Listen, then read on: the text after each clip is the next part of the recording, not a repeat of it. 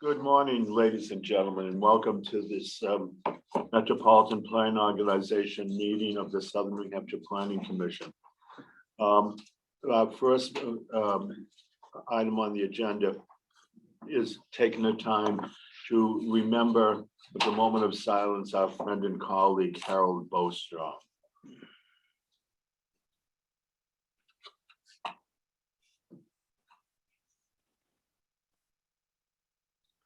Thank you.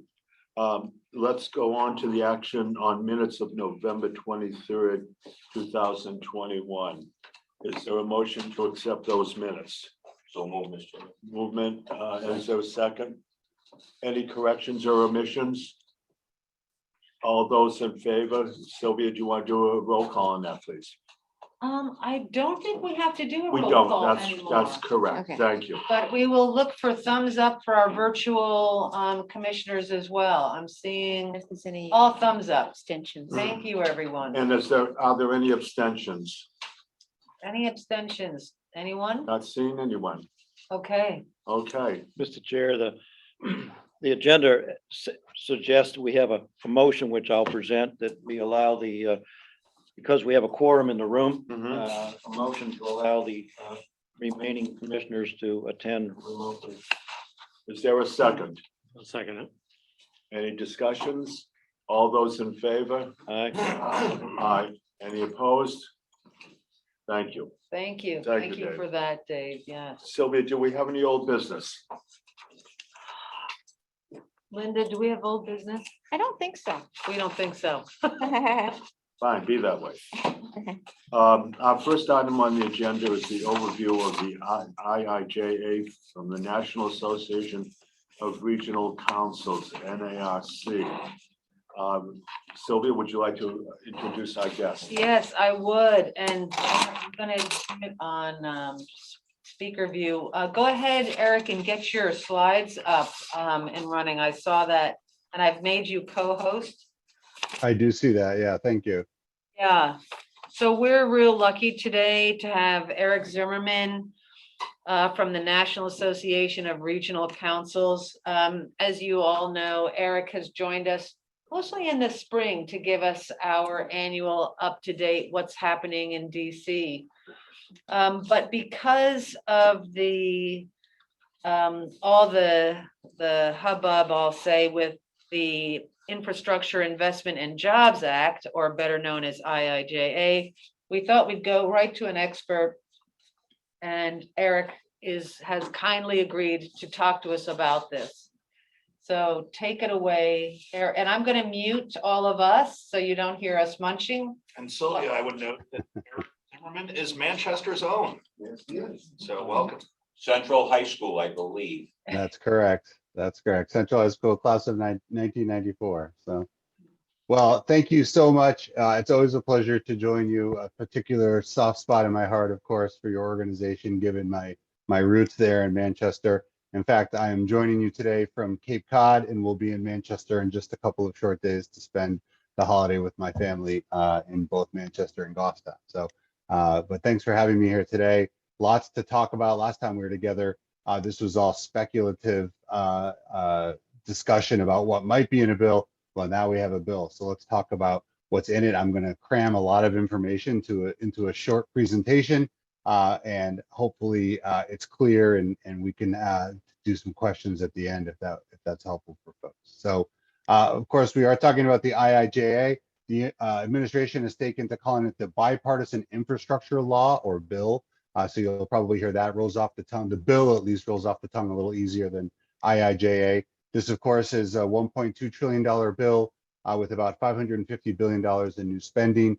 It includes a full transportation reauthorization that the Senate wrote, a water infrastructure bills, and also has funding for a wide variety of other things like power distribution, electric vehicles, resiliency, and more. As mentioned, this is really a Senate negotiated package that flavors a little bit of what's in it, of course.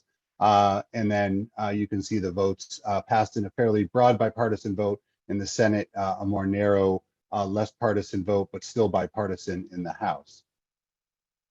So, of course, we're going to talk primarily about transportation today, but it is important to note, I'm sure everybody is aware by now, that there are some investments well beyond transportation that are contained in this bill. This is a chart that shows sort of the relative amount of the new spending the bill contains relative to sort of the overall package. So some of the bigger investments you can see are in roads, bridges, and other major projects. A very significant investment in rail. And in fact, the bill also has another $36 billion beyond the $66 billion that the bill actually contains that can be appropriated in future years. So the total rail investment is actually somewhere around $100 billion. I know an important issue for some of you in Manchester where they're considering an extension of some rail service. There is a very significant rail component to this bill. Same thing with public transit, $39 billion in new spending, but the total is actually closer to a little over $70 billion in total public transit spending when you consider the current levels of spending that were contained in previous bills that carry forward into this bill. A very significant investment there. There's a large water component, some resilience programs, power infrastructure under the sort of environment, energy, environment, climate bucket, and then a very significant investment, certainly I think the largest single investment at the federal level in broadband infrastructure as well. And so these are all sort of playing out together, of course, different agencies with different responsibilities. But we're going to talk primarily about the US DOT portion of the bill. So what's in this? Well, as mentioned, it's a full FAST Act reauthorization. So it's a full 5-year transportation reauthorization. Contains very significant funding increases across a number of the existing programs, and I'll get into that in just a minute. But also contains a couple of new formula, or a few new formula programs, a couple within the actual reauthorization itself. And those are for resilience and for carbon reduction. I'll talk about those in some more detail as well. So the total bid increase, as I mentioned, or bill, I should change my acronym there. It's now a bill, is $550 billion. About half of that increase in new spending is going to transportation specifically. About $90 billion of that is in what's called contract authority. That's the spendable dollars within the transportation program. So that increased the size of the reauthorization bill by about $90 billion. And then there's $184 billion in what they are calling guaranteed appropriations. These are funds, some of it for existing programs, a lot of it for a number of new programs that I'll tell you a little bit about. But these are funds that are actually in the bill. Though they are appropriations, they are guaranteed. Once the bill passed, those funds were available to spend. So it doesn't require any future action by Congress, unlike other appropriations, which of course require year by year approval by the appropriating committees in Congress. So you can see a little bit of a sense of some of the program areas. These are mostly the existing programs in the bill and what they received in an increase. The National Highway Performance Program with the 27% increase in funding. Surface Transportation Block Grant Program with a little bit smaller increase of about 11%. But part of that has to be tempered by the fact that there's an enormous increase in the STBGP set aside, or the Transportation Alternatives Program for bike ped programs. Saw a very significant increase.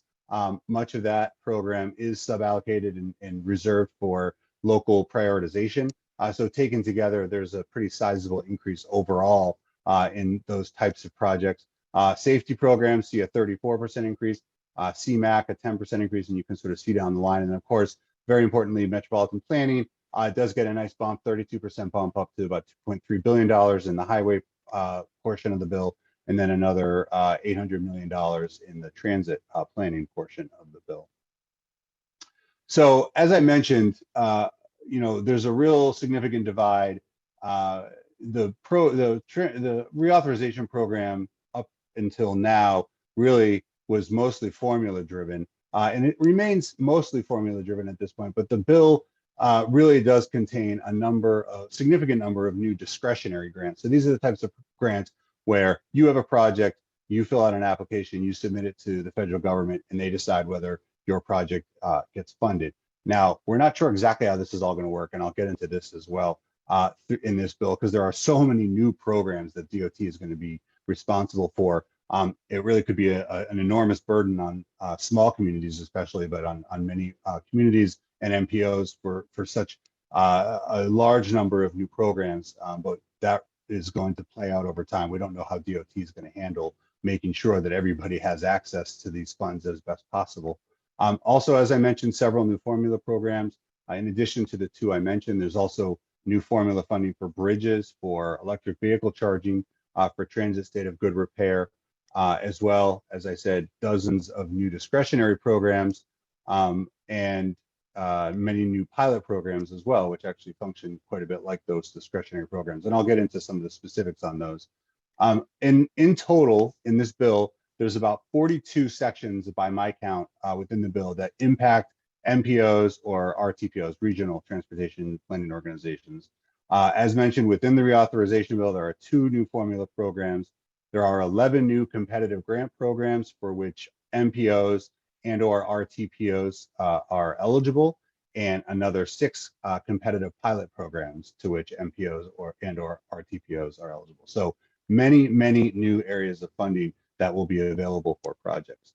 And this just sort of highlights this fact of these discretionary grants. You can see the important part here is that the bottom line number is over $100 billion in new competitive grant funding will be going out from USDOT as a result of this bill. That is a massive number, certainly unlike anything we've seen before. It's going to require quite a bit of capacity building within DOT itself, just to have the capacity to review these applications, set up the process, review applications, get the money out the door, and then oversee the actual construction and other activities. So this is really just to sort of underline that point of the massive investment in discretionary funds within this bill. So I do want to walk you through just a little bit on both the policy side and the funding side.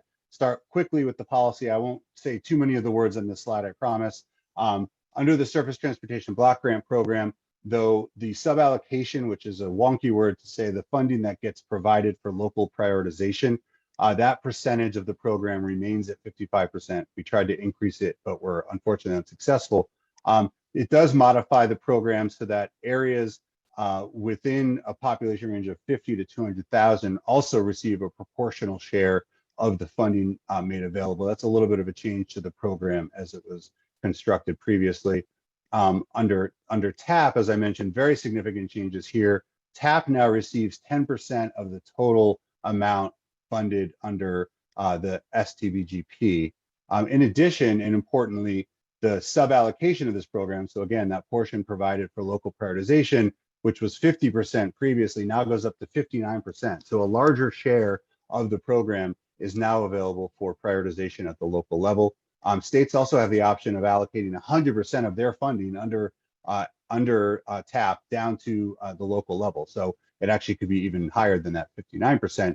And then MPOs serving urbanized population of 200,000 or fewer, between 50 and 200,000, which for some reason were written out of the program previously, are now eligible under TAP. Under metropolitan planning, there's not a lot of significant change to the planning regulations in this bill. One significant one is it does add some allowances to look at housing as an element of your metropolitan transportation plan. Areas over 200,000 can actually do a housing assessment and actually include it in their MTP. So that's a significant change. Some of these other changes I think are going to be smaller in scope. Under CMAQ, there's a few new eligibilities. I think the biggest change under CMAQ is that it allows funds to be CMAQ funds to be used for operating assistance for public transportation projects. And for areas over 200,000, there's a 3-year time limit on that. But under 200,000, there will be no time limit on how long you can use those CMAQ funds to support transit service.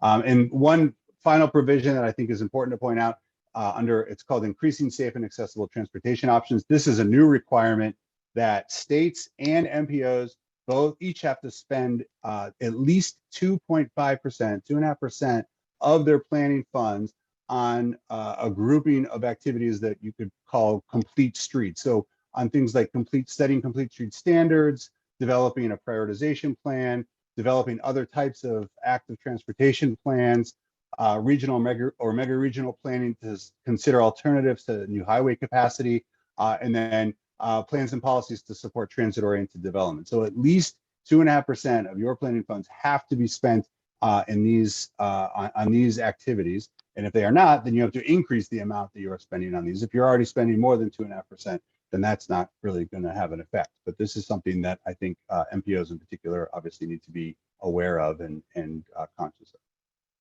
So let's talk a little bit about some of the funding programs. So the first new formula program, as I mentioned, a carbon reduction program. This is a new formula program largely to reduce carbon emissions, simply put. Again, this program is also suballocated. So this is a very important program, I think, for MPOs and then for local communities. So 65% of the funds provided to states through this program will be suballocated down to areas by population, identical to the way it's done through the Surface Transportation Block Grant Program. There are a lot of eligibilities under this program, including public transportation, bike ped projects, ITS, congestion pricing, and more. And in addition, each state, in consultation with MPOs within the state, will have 2 years to develop a carbon reduction strategy under this program. It does require states to consult with RTPOs when obligating funds in those areas. But the really important part here for the states is that they are going to have to develop a carbon reduction strategy. And you can see the funding for this program. There's $6.4 billion over 5 years of the bill. So, a little over $1.2 billion each year out to the states, and then suballocated, much of that suballocated down to the local level. Second new formula program is called the PROTECT program. It's a program largely developed for increasing the resiliency of the transportation network.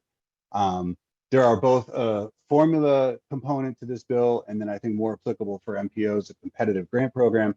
And I say that because the formula funds, $7.3 billion over the 5 years that it goes out by formula, primarily sits with the state. The state may choose to share that down. We're not sure how that's going to be structured yet. They are required to set 2% aside of that for planning. Again, whether the state keeps that or passes it down, we aren't sure how that's going to be structured yet. But there is $1.4 billion within this program over 5 years for competitive grants, and those fall into 4 categories. So there's resilience planning grants, and then resilience improvement grants. So both the planning side and then the implementation side. There's community resilience and evacuation route grants, and then finally at-risk coastal infrastructure grants. So there are going to be 4 categories under this program. And then federal share on most of these is 80%. I only pointed out this program because they did something interesting with this program where the federal share of a project is 80%, but that can be increased by 7% if the state or MPO has a resilience improvement plan and the project that they're trying to get funding for is actually prioritized within that plan. And then another 3% of federal share can be gained if an MPO has incorporated its resilience plan into its metropolitan transportation plan. So you can get as much, make this as high as 90% federal share on these projects under those circumstances. So they're trying to induce the creation and implementation, or creation and inclusion of these types of plans, these resilience plans, without actually requiring that they be produced or implement or put into your transportation plan.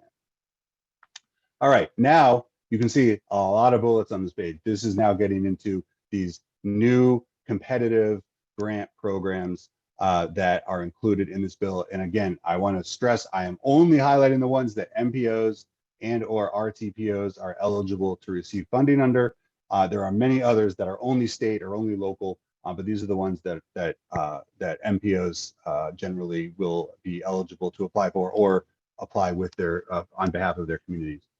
So there's a National Infrastructure Project Assistance Grants. This is the what they're calling the Mega Projects Program. So this is typically for projects over $500 million in dollar value. You've got the Strengthening Mobility and Revolutionizing Transportation, or the SMART program. This is basically smart city tech type projects. So if you think of the Smart Cities program, where Columbus received a large amount of money, this will be sort of doing that on a much broader scale with many more organizations, many more communities involved. You've got a Rural Surface Transportation program, which is specifically for surface transportation in rural areas. You've got a discretionary program under the Bridge Investment Program to work on bridges. Grants for charging and refueling infrastructure includes both EVs and alternative fuels. Safe Streets and Roads for All. This is basically a Vision Zero program. Railroad Crossing Elimination Program for reducing collisions between rail and passenger vehicles, obviously. You've got a Healthy Streets Program. So this is specifically targeting the use of cool pavements and porous pavements, and then expanding tree cover within your system. The Active Transportation Infrastructure Investment Program.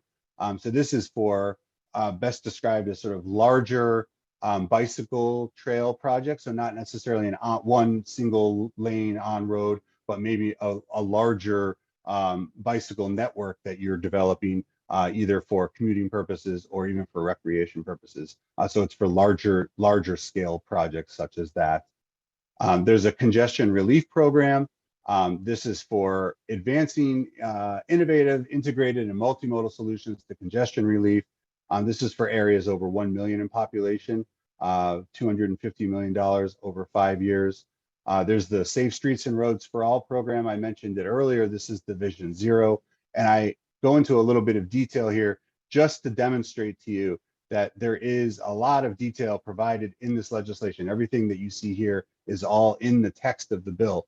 And I think that's important because that is the case with many of these programs. And so there's an opportunity now to go into the bill and start pulling out some of the details so you can start thinking about the types of projects that you might be looking to support and seeing how those might fit into the requirements that Congress has outlined. So as you see, this program has $1 billion over 5 years. It requires the development and provides significant funding for developing a comprehensive safety action plan, lays out some of the elements of that plan. MPOs, of course, are eligible recipients of these funds.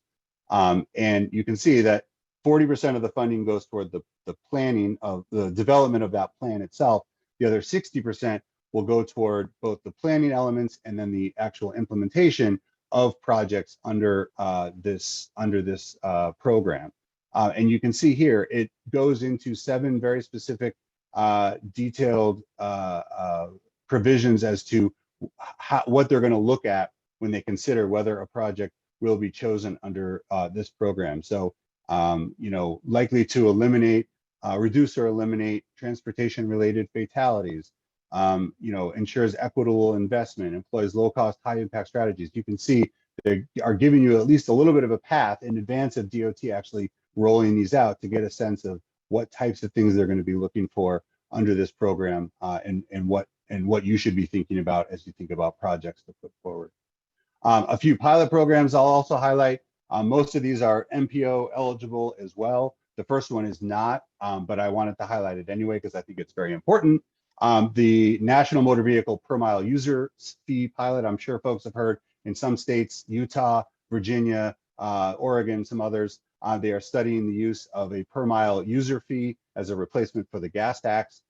This is to do it on the national level, so $50 million to take a look at this as a possible way to transition us away from the fuel tax to fund infrastructure and transportation. There's a prioritization process pilot program. This is to provide funding to allow you to develop basically a project scoring system to evaluate projects and then use that to decide what projects get funded under your TIP. There's a Reconnecting Communities pilot program. This is to remove legacy highways impacting communities. There's both planning grants and construction grants under this program. Significant amount of funding provided for that program. Transportation Access Pilot Program. This is with the idea of developing an accessibility data set to make available to MPOs. So MPOs would be eligible to receive funding and support from USDOT in order to help in the development of this accessibility data set with an eye toward likely having some kind of national transportation access performance measure probably at some point in the future would be my guess. There's also a wildland safety crossing to reduce wildlife vehicle collisions. So you can see there's a vast number and a pretty wide array of programs provided in this bill to provide funding for projects of a lot of different types. So I will close on a couple of additional notes. First, always important with transportation, the biggest question is, how is this paid for? Well, this one is paid for exactly the same way that the last couple have been paid for, which is a big old transfer from the general fund into the highway trust fund in order to keep it solvent. This time it's about $118 billion transferred. That brings the total since 2008, when they started doing these transfers to keep the trust fund solvent, to about $270 billion. So we're now talking, $250 billion has been transferred. That's a lot of cheese. And the IIJA really doesn't do anything to solve for highway trust fund solvency other than this transfer. There's no new revenue sources. In fact, in many ways, because of the push toward electric vehicles in the bill, it actually sort of builds in its own demise, because obviously as more electric vehicles come online, less fuel tax will be collected, and the downward spiral of the fuel tax will sort of continue. And in fact, this actually makes the cliff much worse, because now funding levels are higher into the future. So you could imagine next time, maybe it takes, if they do it the same way, $180 billion transfer or something along those lines. The one thing it does contain is that mileage-based user fee study I mentioned, but that is certainly not assured of going anywhere. We will have to see what future Congresses do with that, whether it ever becomes law. So then what's next? Well, obviously DOT is going to be extremely busy, probably busier than they're actually able to handle for a little while. There's going to be lots of rulemaking. There's going to be lots of writing of programs, and eventually we'll start seeing NOFAs, the notice of funding availabilities, go out, and they're going to start distributing some of these funds. There's going to be different timelines on these. Not everything's to be able to roll at once. That would be impossible given the number of programs that are here. But there will be some instructions to start to implement some of this as quickly as possible. The administration is going to want to show some results on this certainly before it comes up for election in a couple of years. So you can almost think about it in those crass political terms. But I just think the pressure here is going to be high to get this out anyway, just based on the nature of the economy and wanting to get this rolling as quickly as possible. So the advice that I am giving, that others that know a lot more about the sort of grant side of it, thinking ahead, planning early, thinking about members of your team that might be involved in helping to secure some of this funding, considering whether you want to bring on a grant writer if you've got the capacity to do that. Certainly asking for help from organizations like NARC, other membership organizations, notifying your member of Congress when you have applied.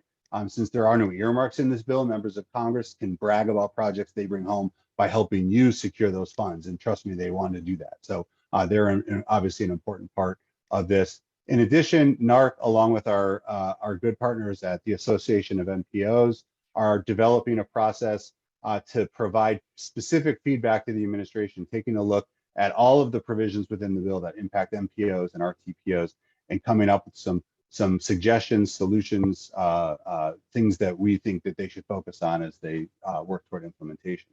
I dropped a couple of URLs in here. This is both the FHWA page on the bipartisan infrastructure law and the transit page, the FTA page. There's not a lot of detail there yet. We don't know. I wish I could talk to you a little bit more about how I think implementation is going to roll out, but that detail just really isn't there yet. They're still getting themselves together to figure out how this is all going to go. So that will be for a future discussion at another time. But if you follow those two links, you'll get a pretty good sense, and you'll see as things start to roll out from the administration as they really get hot and heavy into implementation on this. So last thing I'll note, there's a full analysis available at our website. I think it should still be on our front page, the IIJA analysis. You should be able to find that there. I'm always happy to answer questions, and I'm available. And with all of those words I've just thrown at you, which I know it is an awful lot of information in a short period, but it's an enormous bill with a lot of implication for all of us. I will leave it there and happy to answer any questions.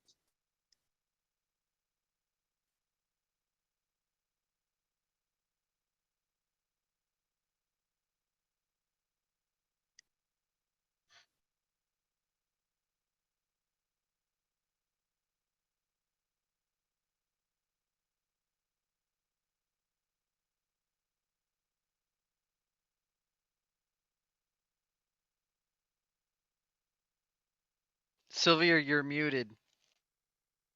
Thank you for that.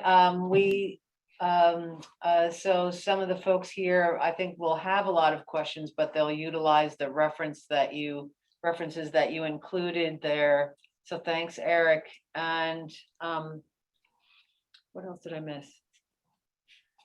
I think that's it. Any questions from our virtual audience? No. Okay, All right, thank you so much, Eric. Thanks. Appreciate being here. You didn't kid around. That was a lot of info in a It's a short lot. time. Wow. Yep. And for everyone, we do record these meetings, as you know, and we'll have this up on YouTube. Monique makes that happen. So if you want to pass on this later on, feel free. I'm thinking it'll probably take about a week or a little more, maybe depending on timing and things, but it'll get there. And there's a thumbs up from Monique. So yes, she'll be on it. Okay, I think that's Nate next.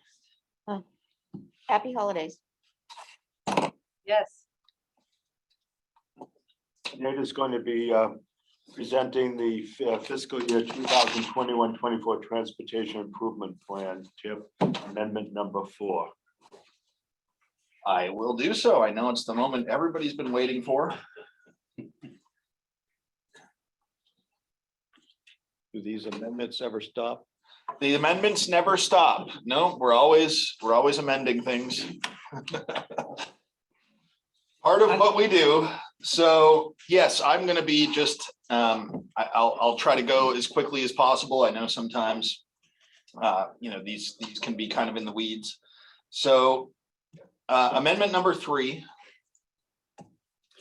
So as normal, we are working with our colleagues at New Hampshire DOT on the amendment, the 3rd amendment to our fiscal year 2021 to 2024 TIP. We do anticipate releasing TIP Amendment 3 on January 10th and holding a 10-day comment period through January 20th, and then having our public hearing to consider adoption at the January 25th meeting, so next month. So tonight, we're giving everybody a sneak preview of what you could expect to see in the TIP Amendment number 3 when we release it in January. The first thing, we're going to have a new project. It's a new sub-project of the Exit 4A project. So the Exit 4A project is so large that DOT has started to track it with what we call a parent-child structure. So this is a new child project or sub-project of the Exit 4A. This is related specifically to building demolitions. This will be, I think, one of the first items to go on the overall Exit 4A project. And so we'll have it'll be the D project. So all of the master Exit 4A project is 13065, and there's now an A and a B and a C and a D. This is the D project. It will just be related to building demolitions on Folsom Road, Trolley Car Lane, and Furlan Drive. So they're isolating just building demolitions that need to happen and tracking that in a separate sub-project. So you'll see that in TIP Amendment number 3. Hooksett, the widening of Route 3 from Route 27 to Alice Avenue.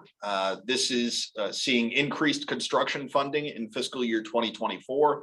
There was a funding increase for this project that is programmed in the now recommended by Gassett version of the fiscal year 23 to 2032 10-year plan. Gassett recently finished its process on the draft 10-year plan and has sent it to the governor. So from there, it will go to the legislature, but that 10-year plan does include a funding increase for this project. And so the proposed TIP amendment will bring the construction funding in line with what's programmed in the draft 10-year plan. In Londonderry, the safety and operational improvements at the intersection of Route 28 and 128, we are increasing the engineering phase funding starting in 2023.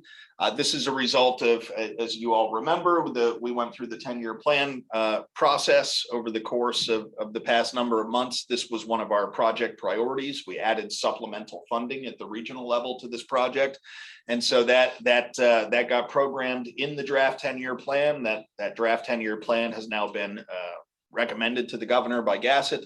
So we are bringing the TIP in line with what's in the draft 10-year plan. And so this is a funding increase because it was a regional priority project of ours. This is the first in a series of similar changes to locally managed projects. So we're going to go through 3 or 4 of locally managed projects that are seeing delays. Those delays are essentially, on paper, so to speak. The first one is in Londonderry. This is the multi-use path on the side of Harvey Road, Webster Road, and Grenier Field Road. This is kind of where the South Manchester Rail Trail will go into Londonderry. This is that far northern section of Londonderry that will connect to the South Manchester Rail Trail.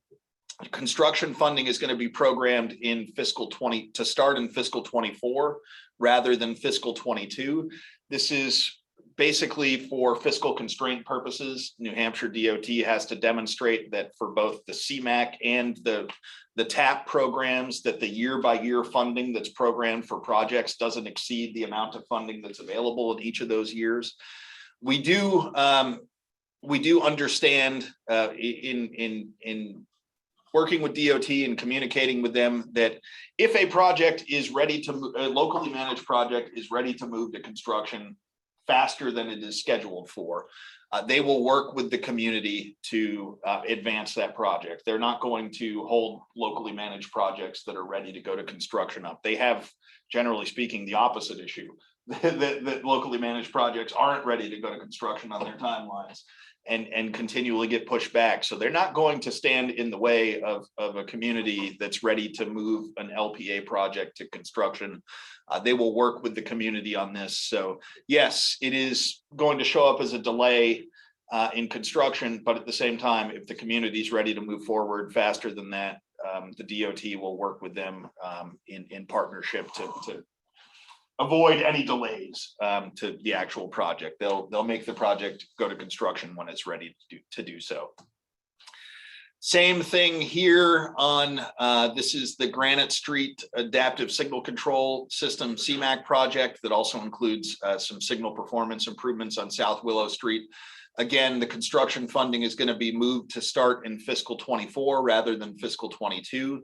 There's also going to be an addition of highway safety improvement program funding to this project to fund signal backplates along in those corridors. And again, it's the same thing. This is a locally managed project in the CMAQ program. If the project is ready to move forward to construction before that timeline, the DOT has assured everyone that they will work with the community to move it towards construction when it's ready to go to construction. So, but the programming of this is really for fiscal constraint purposes in the CMAQ program. Again, same thing here. This is the CMAQ funded project to improve the South Willow Street and Weston Road intersection. This will move construction funding to start in fiscal 25 rather than 23. But again, it's for fiscal constraint purposes. If the city of Manchester is ready to move to construction on this project before that, the DOT will work with them to do so. Same thing here with this is the roundabout project at River Road and Bicentennial Drive, which was also funded in the last CMAQ round. This construction funding will be moved to start in 27 rather than 24. Again, same story. If the city is ready to move to construction on this project faster than that, DOT will work with them to make sure that there aren't any unnecessary delays in the project. So they will work with them accordingly. This is also a CMAQ funded project. We're going to have a large new project in TIP amendment number 3. It'll be programmed for the first time. We need to obviously make sure that the RAISE grant project is now included in our TIP. So we're going to be programming a new project, and we've been working closely with New Hampshire DOT and our colleagues at the city of Manchester to program this in TIP amendment number 3. So we talked a little bit about this last month, but just as a reminder, the city of Manchester, Erich Zimmermann from NARC just talked about all of those discretionary funding programs. Well, the RAISE program is a discretionary funding program at the federal level, and the city of Manchester has made applications for the past couple of years to that program, and this year was successful. And so a discretionary grant of $25 million has been awarded to the city of Manchester that will be matched with $5 million of local funding. So the total project is a $30 million investment, and that really will happen in 5 different ways. That will be including an extension of South Commercial Street to Elm Street, including a new grade separated rail crossing, intersection improvements at Queen City Avenue and South Willow Street. So that will be a dual roundabout system, an extension of Gas Street to Willow Street, conversion of the former Manchester Lawrence Railroad to a multi-use path, and construction of a new, it's hidden here on with this bar, but it's construction of a new pedestrian bridge at Granite and Commercial Street is the other component. So those will all be encompassed into one project in our TIP to encompass all of the efforts funded by the RAISE grant. The Effie Everett Turnpike widening from Nashua to Bedford. This is the widening of all of the 2-lane sections of the Everett Turnpike from exit 8 to the I-93 interchange in Bedford. This will add engineering phase funding in 2023, frankly, because additional engineering funding is needed to advance this project through final design. So this is just a DOT managed turnpike project, and they simply need additional engineering funding to get that to construction. A couple of statewide program changes. This is the CRDR program, we call it, which is a culvert replacement drainage repair program. This is a statewide program that funds many different projects, including a project here in our region in the town of Bedford, a 72-inch drainage pipe carrying Bowman Brook under Route 114 is one of the projects that's funded in this larger statewide program, as well as a number of other projects outside of our region, obviously. So based on the costs of the projects that are programmed within this overall program, additional right-of-way funding is needed in fiscal 23, and additional construction funding is needed in fiscal 23 and 24. So we'll see that in TIP amendment number 3, those funding increases.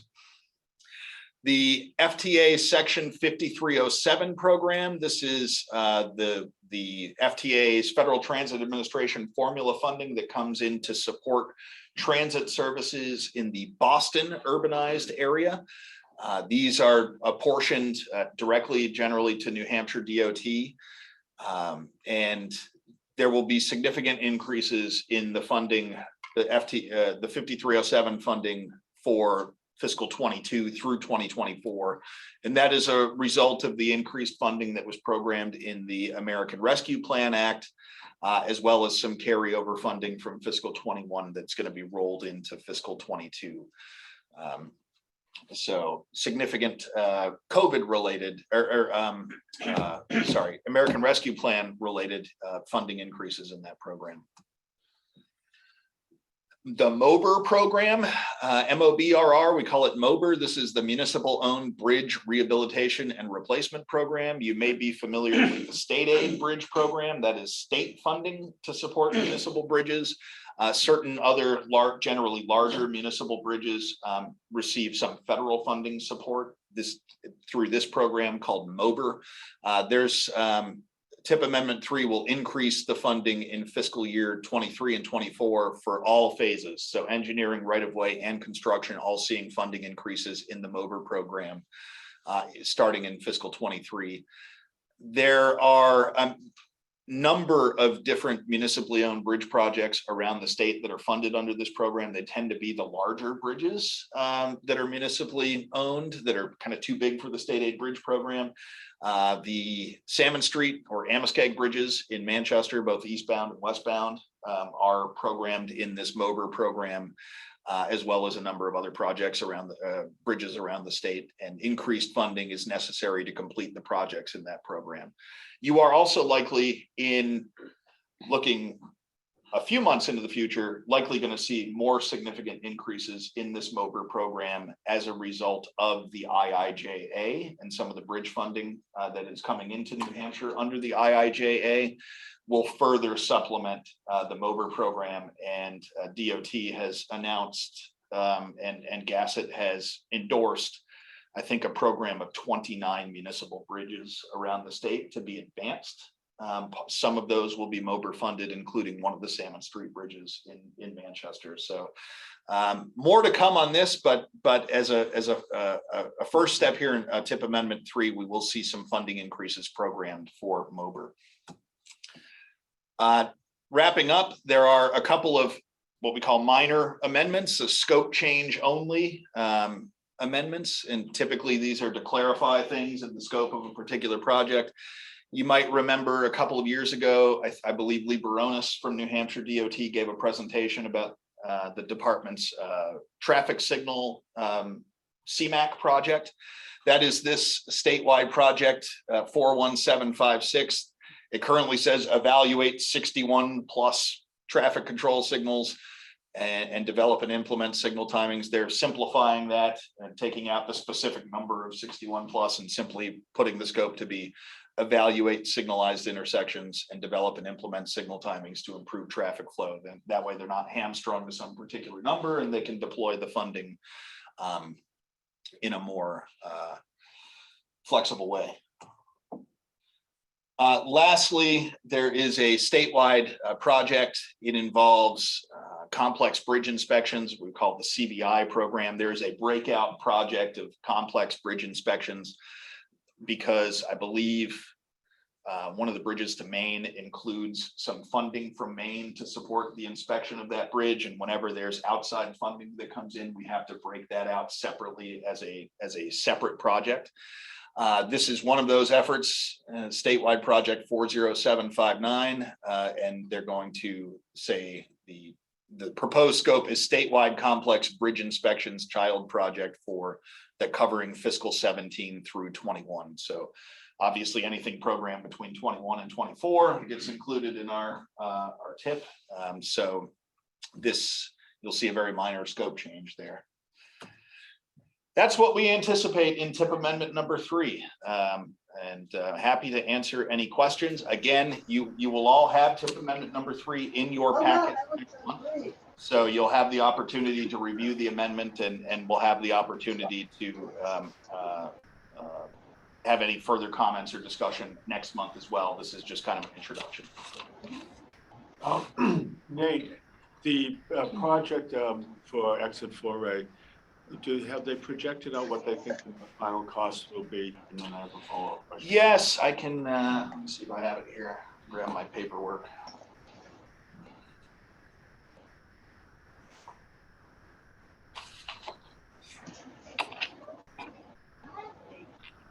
Oh, I'd have to look at this. So the cost of that particular breakout project is $412,500 for those building demolitions. I can get you the answer to that. I just would need to look it up. Yeah. And part 2 of that, and then also too, if you want to do further research, have they projected out what the economic benefits for exit 4A? I believe there's an economic analysis included in the environmental impact statement for that project, but I can look into that and give you that information as well. Yeah. Are there any other questions for Nate? Yes, please. Yeah. Hey, explain this locally managed project program. There was about 3 or 4 of them up there. Yeah. If the money, even though they're pushing the funding out for 2 years, if the city's ready, the funding's going to be available? Correct. Yeah, we have asked In that. case I'm We have asked that asking of a question. Manchester Yes. project, like Yeah. there are multiple communities. We have asked that question of New Hampshire DOT a number of different times leading up to this TIP amendment, and they even stated so publicly during the 10-year plan hearings that, you know, they need to demonstrate fiscal constraint, but at the same time, they're not going to, you know, certainly get in the way of a community that's ready to bring a locally managed project to construction. They will work with that community and adjust funding as necessary to bring these projects to construction when they're ready to do so. Again, it's not the case of there are lots of locally managed projects saying, we need to go out to construction right now. It's the opposite.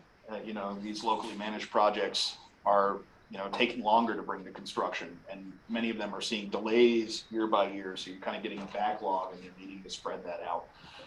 But if a community's ready to go, they're not going But to the stand in the way. adaptive signal project, I think the city applied for over 4 years ago. Yep. We're told 2 years ago that it was successful, the local match is available. I think it's in final design as we speak. I know the city's been working with, the engineering phase of that project. And like I say, if they're ready to go to construction phase on that project, every indication we have from New Hampshire DOT is that they will work with the city and make funding adjustments accordingly to make sure the project can go to construction when it's ready. What do funding adjustments require on their end? Good question. Could be, could be a minor, what we call, we only tend to come to the MPO and do this level of review with full tip amendments, which are, larger changes to projects or programs or new changes. But each month there are a series of what are called administrative modifications that we work with New Hampshire DOT to review and process. Typically something like that probably could be handled as an administrative modification that happen regularly. So we tend to only go into this level of detail about these project changes for amendment level changes, but we do other changes on a monthly basis. Want to stop sharing. Oh, okay. Lucy, would you like to? I just had one general comment. I know you had mentioned earlier that the 10-year plan had been submitted to the governor, but it hasn't quite yet, but it will be soon. So I just wanted to make that clarification. I know Gassett has endorsed the plan for submission to the governor. I don't think I think they will hand deliver it to the governor at their next meeting, next governor and council meeting, I believe, typically. But yes, thank you for that clarification, Lucy. Yeah, the Gassett has endorsed their version of the 10-year plan, and that is the version that will go to the governor. They may have just not made the handoff yet. Are there any further questions here in the room for Nate? Just have a comment, and I would have liked to read this last time we met. I know we recognized Nate and James Veo for their work on the RAISE grant, but I thought that this letter that came in from Stan Tech to Nate really said it all. Fuss and O'Neill.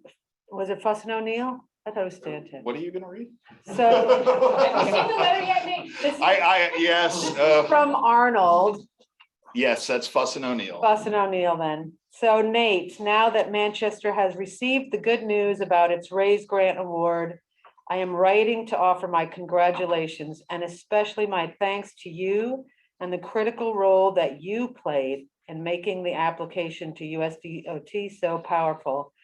I find that many folks do not clearly understand what planners do in the process of making their communities a better place to live, work, and recreate. Your macro view of how the RAISE grant elements tie into the ongoing work and plans in Manchester and the surrounding region was invaluable in making the narrative and supporting plan references so compelling to the viewers. I know that you gave a lot of your time and expertise, and I thank you. So I just wanted to read that so that the commissioners could understand how important that Nate, and I will also acknowledge James Veo's input to all of this was. So Thank you, Sylvia. Are there any questions from the remote participants? Not hearing anyone wish to speak. Nate, thank you very much. Now that I am sufficiently embarrassed, I will yield the floor. Yeah. Let's I'm holding, yeah. let the record note that there'll be no living with Nate now. Yes. And James. My head is now swollen. Thank you. Sylvia, is there other business? no other business. Could I have a motion to adjourn the MPO, please? Is there a second? All those in favor? Aye. Thank you, it's unanimous. I want to call to order a Southern New Hampshire Planning Commission. Could I have a motion to accept the minutes on November 23rd, please? Is there a second? Andrew Haddock. Are there any corrections or omissions? All those in favor? Aye. Opposed? Abstentions? Okay. Thank you. Under new business, there'll be a presentation on New Hampshire Geodata Portal Project. Sylvia, would you like to introduce our guest? We are so lucky today to have Sara Siskavich from Nashua Regional Planning Commission presenting today. I was lucky enough to hear this presentation about 2 months ago, or maybe 3 now, with all the RPC executive directors. And this has to do with sort of a multi-regional planning commission GIS effort. Sarah, I've made it so that you can share your screen. I'm not going to even attempt to talk more about it. It's just fascinating work, and I'm just really grateful that Sara will be presenting. Thank you very much, Sylvia. Can everybody see my screen? Yes. All right, thank you. So I have a series of about 18 slides to step through today. I'm conscious of everyone's time, so I hope to wrap up about 1/4 of. Does that sound about right, Sylvia? That sounds really great. Great. All righty. Well, thank you. So I'm tuning in from Nashua Regional Planning, your neighbors to the south. I started at Nashua Regional Planning about 9 years ago. I was hired as the GIS manager. Since then, I've also picked up a new hat. I'm the assistant director here as well, but I hang on to a lot of my GIS duties. This is a kind of a unique project. It's not every day that the RPCs, the staff across our RPCs get the opportunity to work collaboratively on projects, particularly that are a little bit outside of the transportation realm. So we're really grateful for this opportunity. And I'll talk a little bit about the background of this project. We're heading into year 2 of a 2-year project that's going to be wrapping up in May. You'll notice my cover slide here has state seal. And just to sort of go into what that is, this whole project, this initiative was born out of the establishment of a statewide GIS committee. You were calling it House Bill 377 GIS Committee, which was enabled under an RSA enacted in 2016. It's under the purview of the state of New Hampshire's Information Technology Department. And the charge of this committee was really to shore up the coordination of the geospatial and GIS mapping efforts that are going on within the state of New Hampshire, including those led by state agencies, regional entities, as well as municipal. It really is a sort of interdependent ecosystem for people who don't necessarily live GIS. It's a technology that's very collaborative, and the resources that public agencies in particular create and use and share are really critical for us to be successful in our efforts. And that's one of the reasons I like doing GIS, is that it's a platform for collaboration. You look at any map that any of the RPCs create, there's a good chance the data is coming from multiple places, including the university. It could be directly from a state agency. It could be locally authored data. It could be something from a community. So it really is an interdependent system to make it successful. The coordination of GIS in the state resides at the university, UNH Granite. It's the statewide GIS clearinghouse. They're outside of the state of New Hampshire government. And so there's a bit of, I guess, central coordination, storage, and distribution needs that need to be established collaboratively. And so the other thing about this is that in New Hampshire, we don't have a so-called GIO. We don't have somebody who's kind of the point person for GIS. It really is a distributed model. So the committee really does function in a way that, a statewide GIS leader might. It steps in and functions as that way. This is all pre-COVID. Just to make that note, the represented agencies included many, everything from the Adjutant General, Ag, Corrections, Cultural Resources, Education, Environmental Services, Fish and Game, DHHS, IT, Safety, OSI, DOT. So agencies very well represented. These are commissioner level appointments, essentially, or their designees. Outside of the state agencies, the representation also includes New Hampshire Granite, a municipal GIS manager, which is currently Fosh, who is the GIS manager in Peterborough, and a regional planning commission GIS manager, which is myself. As the committee got its feet sort of wet, we established a hierarchical structure for functioning. So the HB 377 GIS steering committee, again, are those commissioner level representatives.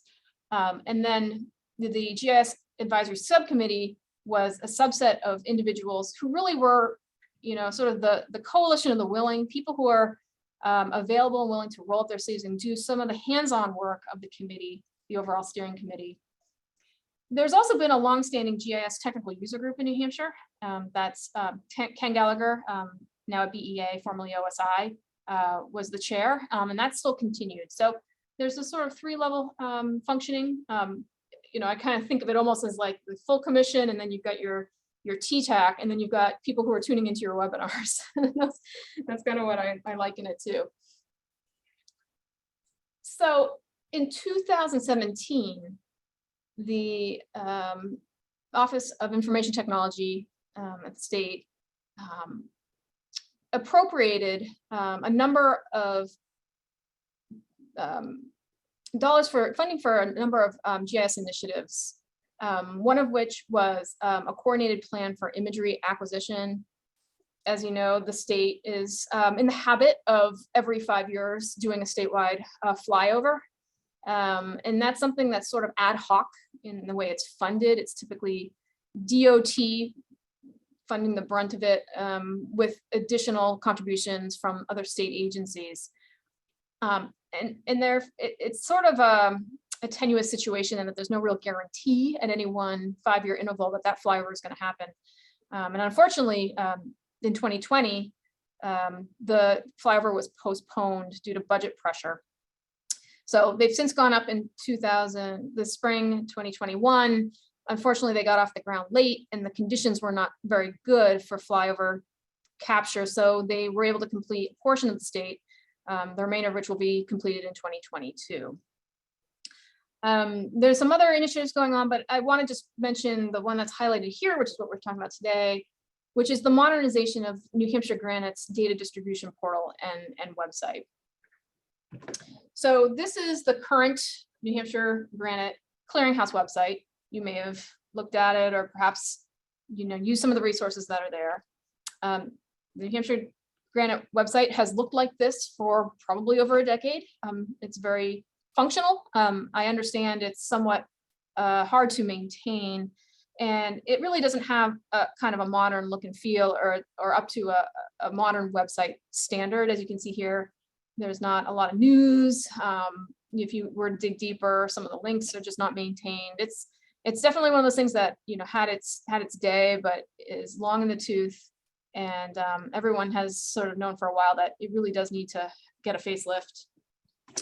So the goals of a new clearinghouse website would be that the data, the content would be easily discoverable. And that's not just data. GIS people were used to working with data and data sets. But online GIS has really evolved now to include things like GIS applications and dashboards, maps, story maps, other types of content that or maybe a little more accessible to someone who doesn't have desktop GIS installed. So the website would have expanded and convenient tools to access data and resources. And here in highlighted, the expanded holdings would include not only data that's centralized at UNH, but data that's authored and perhaps served up from state agencies, from regional planning commissions, and other partners. And that's what has led to basically a funding carve out for the RPCs to really play a role in fully populating this new site.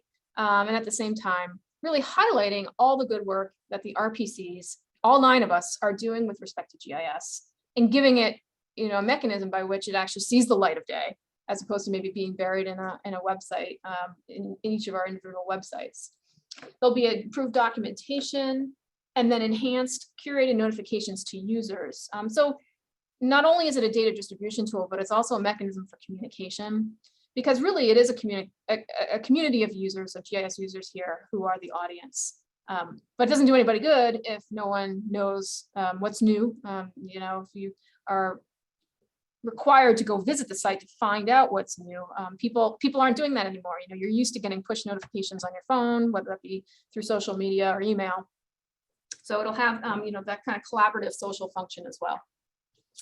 So we're going into year 2. The first year of the project was essentially, and it was the bulk of the project, was essentially implementation hours that were assigned to each RPC, basically to create a novel piece of online content, something that was really at their discretion. There was no dictated, you know, sort of scope of work on this, really.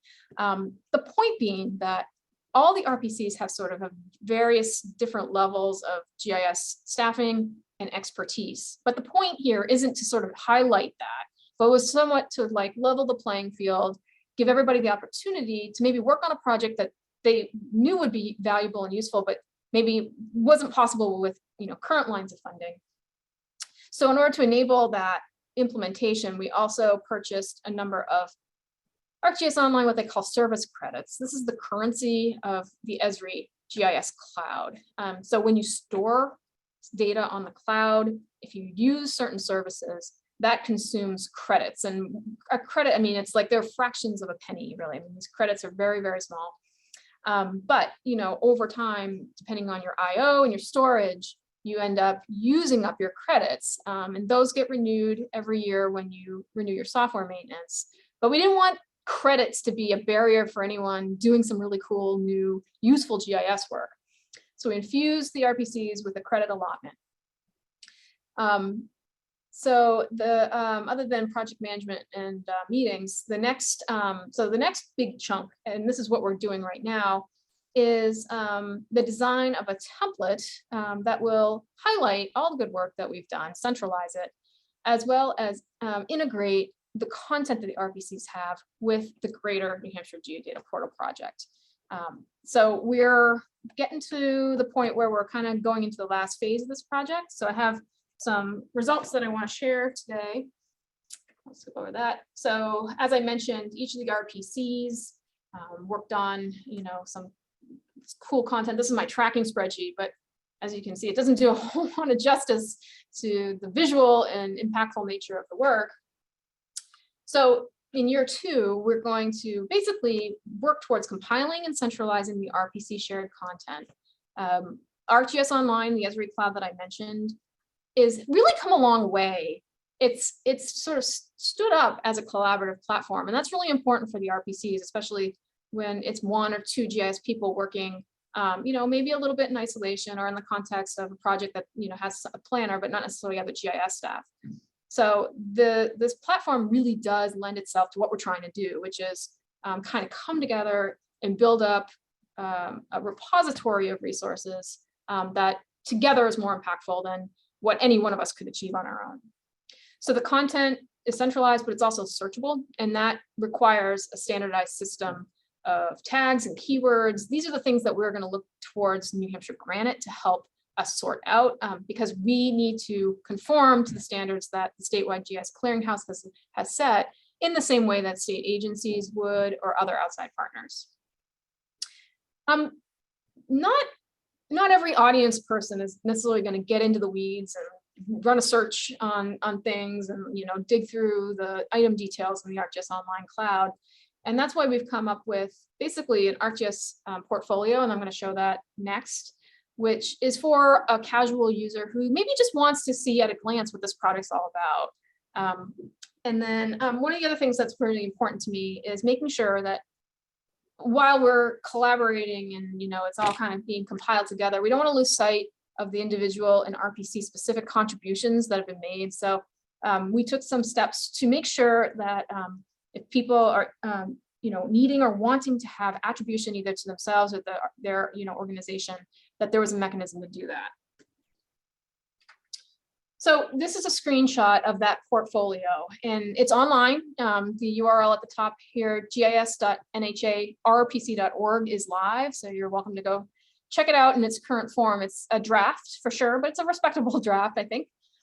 I worked with Katie Nelson at Central to set up that custom domain. So the NHA RPC, I mean, that's really our organization. It's like our cross-organization affiliation. And it's really the correct, I think, umbrella to bring together this RPC specific content and present it together. So eventually this page will exist on the NHA RPC website. There'll be a link to it. I'm going to actually stop my screen and share the actual page, Sylvia.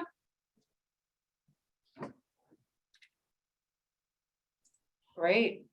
One moment. All right, I'm going to share this other thing. All right, so js.nharpc.org. So this is what it looks like. It's a modern looking web page. It's, you know, a full width design.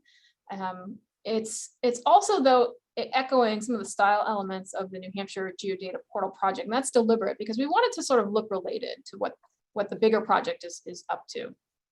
So it's simple in form, but I think functional. At the top, you know, is just a link to the NHARPC website and their Facebook. There's a welcome message. And then in the body of the page is really just a series of galleries. You could kind of think of them as tiles. And these are the individual elements that each of the RPCs was working on. There's a little floating toolbar over here. The page can be translated. So, you know, for accessibility reasons, you can choose different languages, a whole slew of different Google Translate supported languages, flip it back to English. There's a little sharing button here too, if you wanted to, you know, share it out via social media or an email. And if you scroll down here, there's a series of galleries with these sort of tiles. If you hover over them, there's a little bit of animated behavior. So you can kind of see what's active. And these are organized by what I'm calling core planning principles. This is straight out of the New Hampshire Association of Regional Planning Commissions About Us brochure. You know, it's basically an organizing concept to help split up some of these very disparate resources in terms of their topic, put a little bit of organization on it, and hopefully lend a little bit of understanding. You know, my assumption is that people who are here on this page aren't necessarily going to know the ins and outs of regional planning in New Hampshire, but, you know, through a browse of this content, at least we'll come away with an understanding that, wow, we have our hands on a lot of different types of projects. The tiles are dynamic and they're also, they resize automatically. So here, the first two galleries have 4 pieces of content. You scroll down, here we have 3, there's 14 in all. And I'm hoping we can get a few more in here just to round it out. All RPCs are represented at this point with at least 1 tile. And like I mentioned before about attribution, we worked together to come up with a little thumbnail template. And that's an opportunity for anyone who's, you know, really interested or it's important to, you know, add the RPC logo, a little bit of text in there, what this item is. And that wasn't a requirement though. You'll see the first tile here on this. This was actually a very good story map. I recommend anyone going and checking it out if they're interested, especially in solid waste management. But this comes from Stratford Regional Planning Commission, and they had already established a brand for their online content. And so, okay, well, that's good. We don't want to force you to deviate from that at all. So that's why the tile looks a little bit different, but, you know, really kind of graphical in nature. More pictures, less text. This is what, you know, website audiences are really expecting at this point. No one's sitting there reading and reading online anymore. So like I said, the next step for this is to, you know, kind of embed it in the New Hampshire Association of Regional Planning Commission's website once it's ready to go live. So that's the centralization piece. The integration piece is next. So if you go to nhgeodata.unh.edu, this is the New Hampshire Geodata Portal website that's evolving. It's on kind of a similar path as our project. where it's going to be completed in about May of 2022. So the RPCs, we spent quite a bit of time this fall working out the workflow to get content that's been authored outside of UNH exposed into their portal. And we have a proof of concept. It's great. There were a bunch of sort of false starts on it. I won't go into technical details, but I just did a keyword search on the word sea, like as in sea level rise. And in the search results here, the first hit, the top hit, is actually a piece of content that Jackson Rand authored from Stratford Regional Planning. It's their Coastal Sea Rise Impacts Viewer. So this is exactly in line with the goals, in that, you know, our work at the Regional Planning Commission, it sort of rises to the priority as something that's been published by the Nature Conservancy, DES, Watershed Management Bureau, their Great Bay work. So, you know, this is really aligned with the goals of the original project, was to make our contributions as obvious and visible as all the other good work that's going on in the state with respect to GIS. So there's still work that needs to be done here. I'm going to stop my share, go back to my slides. I'm a little over, Sylvia, so I'm going to try to wrap it up really quick. And really, I can just conclude with this last slide here about what's left to do. I mentioned we'll finalize the portfolio and create a link on the NHA RPC website. We need to complete the initial integration of our RPC content. We have a proof of concept, but we need to get the rest of all the content that was created in year one, as well as any other content that any RPC has authored outside of this initiative that they want to share and they want to make available.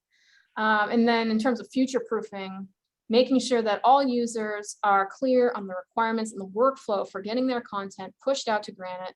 And that's not just under this project, that's like going forward. So there's going to be, you know, some user training and some practice that's going to need to happen. And our, you know, national regional planning will be coordinating that. So more to come. And I'm excited about this project just because it's a bit of a different project outside of the norm. Here's my contact information. If anyone's interested in talking with me more, I'm happy to answer any questions, time permitting. Are there any questions in the room for Sarah? Are there any questions, remote participants for Sarah? I have Sarah, just one. Sarah, do you know if there's any integration going on for the statewide LiDAR mapping? I am not up to date on the statewide LiDAR, but I can look into that and get in touch with Granite to see where it's at. I don't have a good update on that.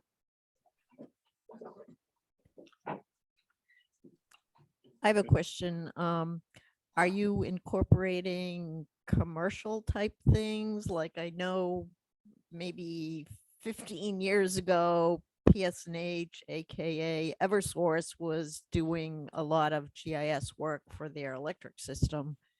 So I don't know if that fits into this model. It does. This slide is out of date, but the open seat on the GIS advisory subcommittee is actually occupied by Eversource. So Okay. they have representation. You know, typically the utilities are maybe a little more reluctant to come to the table with their data, which they see as proprietary. I say that only because I used to work at an electric and gas utility here in New Hampshire prior to coming to NRPC. But they're certainly beneficiaries of all the work that we do, and potentially we could be beneficiaries of their shareable work. But yeah, I mean, that one's a little tougher, but I can say that they're at least at the table. Okay, thanks. Please go ahead. Sarah, back to the part about tiles versus reading. So tiles actually drive me crazy because if I don't get the picture, I don't know what I'm looking for. When you talk about being able to search for words, one of the things that I find most frustrating with the way the DES re-envisioned themselves, it's so picture oriented that if you don't happen to know exactly how to put the word you're searching for, it takes forever to find where you want to get. Is there possible to have like a tile for people that want to read a list? Of like search terms. Is that what you're thinking? Like a list of search terms that you can then drill down to? That's a really good suggestion. I share your observation. I know exactly what you mean. That sometimes there's just not enough specificity in the search results. And so you end up digging through results that and spending time. So yeah, I can definitely take that back. I think that's a great idea. I don't know for sure what we could do other than maybe sort of brute force it into like a text box, a content box, but there's probably a way to get it done pretty easily. It sounds like a site map kind of. Yeah, yeah. I thought Danielle, you had a question. Am I wrong? No. All right. And I saw Monique's hand up. Just a comment. Thank you, Sarah, for your work on this. SNHPC is supporting me in GIS education, so I'm excited to get into it and to work on this project and collaborate with you guys. So thank you. Awesome. Welcome. Any additional questions or comments? No, I see, Sarah, that was tremendous. Thank you so much. Yeah, thanks for the time today. All right. Okay, we're into public comment period and commission insights. Do we have any from anyone? Just happy holidays to everyone, and please stay safe and healthy, and hope to see you soon in the new year. Could I have a motion to adjourn, please? So Seconds, there's numerous seconds. All those in favor? It's unanimous. Thank you all for participating both remotely and in-house. Thanks, everybody. And stay safe, please.